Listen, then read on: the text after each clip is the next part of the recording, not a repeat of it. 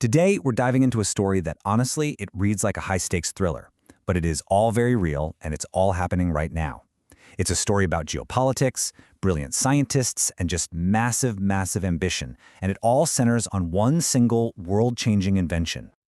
I mean, really think about that for a second. What if one small piece of technology could completely redefine the global economy, have a huge impact on climate change, and shift the entire balance of power between nations? It sounds like something out of a sci-fi movie, but that is exactly what we are talking about today.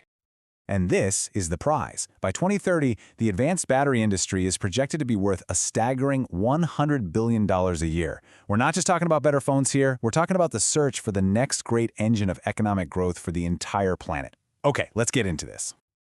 Right now, we are in the middle of a global competition, a fierce, high-stakes race to perfect the advanced lithium-ion battery. And make no mistake, the country that wins this race could very well dominate the 21st century. So at the heart of this whole battle is this incredible piece of American technology, the nickel manganese cobalt battery, or NMC for short. It was developed at a federal lab near Chicago, and it was a total game changer. See, by swapping out expensive cobalt for much cheaper manganese, it promised to be the holy grail, the first battery with enough power and efficiency to finally dethrone the gasoline engine. But here's the thing, America wasn't alone in this. While the US held the patent for the big idea, the real war was going to be fought in manufacturing. You had Japan and South Korea, who were masters of precision engineering.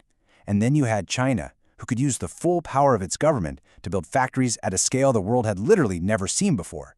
The race was officially on. And this is where our story zooms in on a classic Silicon Valley tale. A small startup called NVIDIA Systems decided to make a huge bet. They were going to take that American NMC technology and turn it into a global blockbuster. And you know what? For a while, it looked like they were just unstoppable. First, they licensed that core NMC tech from Argonne. Then, boom, they locked in a crucial investment from General Motors. Their masterstroke, though, was combining that powerful cathode with a revolutionary silicon anode, a material that could, in theory, hold 3 times the energy of existing tech. This amazing innovation won them a prestigious government grant and set the stage for an announcement that would absolutely shake the industry. And what a promise it was, a 300-mile electric car. Just think about that, a trip from DC all the way to New York City on one single charge. This wasn't just some small improvement, this was the revolution everyone had been waiting for.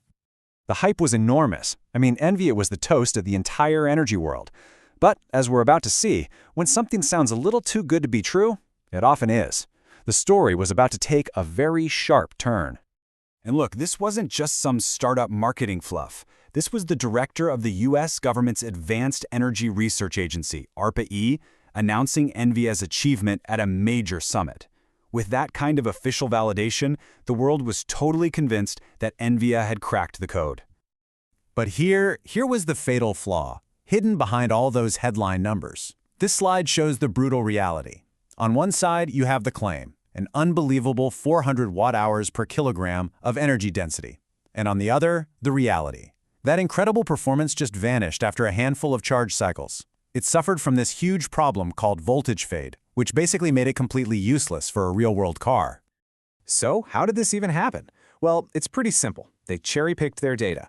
Their public announcements highlighted that amazing initial capacity, while they conveniently buried an independent report from a lab called Crane, a report that showed the battery's performance basically fell off a cliff. It was a textbook case of hype over substance. But while NVIDIA was chasing this spectacular, flashy moonshot and failing, another company was taking a completely different path. See, instead of searching for some miracle battery, Tesla was focused on pure engineering. And this, right here, brilliantly illustrates the two totally different philosophies. NVIDIA was on a quest for the one, right? A single, perfect, revolutionary battery cell that would change everything. Tesla, on the other hand, they decided to just master thousands of existing good-enough cells and engineer them to work together brilliantly.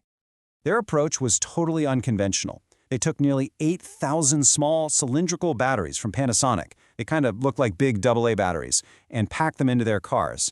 And yeah, it added a lot of weight, but it gave them something NVIDIA never ever achieved: stability and reliability. It wasn't glamorous, but man, it worked. And pretty soon, major automakers like Toyota and Mercedes-Benz were lining up to invest. So what happened to our shooting star, NVIDIA? Well, their story really serves as a crucial chapter in this ongoing battery war, showing just how incredibly hard it is to turn a lab breakthrough into a product for the mass market. The reality finally came crashing down. See, GM's deal required a battery that could last for at least 1,000 cycles. NVIDIA's couldn't even manage a dozen reliably. When they completely failed to reproduce their own hyped-up results, GM walked away, and the whole dream just collapsed. So the key takeaway here is pretty clear. NVIDIA proved that a flashy press release is not progress, and Tesla proved that real innovation comes from painstaking engineering, learning from your failures, and just relentlessly refining what already works. But NVIDIA's failure wasn't the end of the story, not even close. It was just the end of a chapter. The race only got more intense. By 2020, Tesla was aiming for 500,000 cars a year, and China, learning from the mistakes of others, set this audacious national goal of having 1 million EVs on its roads. The stakes were getting exponentially higher. And that brings us to today. The great battery war is still being fought, right now, in labs and factories all around the world. NVIDIA's story is a cautionary tale of ambition and hype, while Tesla's is a lesson in pragmatism. That $100 billion prize is still up for grabs, and the question remains, who's going to write the next chapter?